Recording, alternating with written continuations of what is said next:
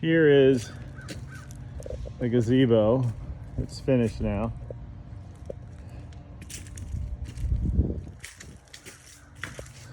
Put these braces in. Has the roof. I closed up most of these, except for where I need to run some wiring and such. Like there, I'm going to be putting a plug in. But the way I set it up was the longwise, because the pitch of the roof runs this way.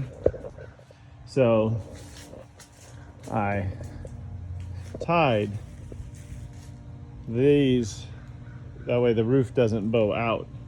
So you got those are tied together with a 2x10s, and of course we got the 4x6s as bracing on both sides all the way around. Got three. I need three there in the middle and two on each end and two down here.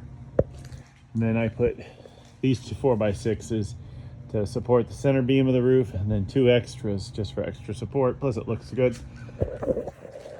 And I put, after I screwed it all together, I put these really big carriage, or the lag bolts, I guess, here, all the way across. Every big major joint has a large lag bolt. Even down here, even the angle ties have carriage bolts that run all the way through to there, all the way around.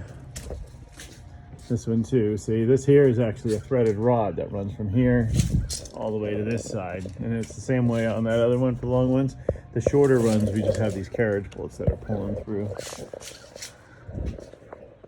like that. This is the center beam, and I did the same thing with it that I did with the ends. It should be pretty strong. The only place I used hangers was on the inside boards that run from here to that 2x10. From the inside 2x10 to the inside 2x10, but all of the outsides are hard bolted in to keep it strong, to keep it from swinging out. All of these are 16 inches on center, and I use the hurricane ties, and I painted them just so it looks good. But you know, just for ease, because it's easier to do that than it is to cut out notches and set them in. But after I painted them, they look good, and that way they match the ties that I put in place.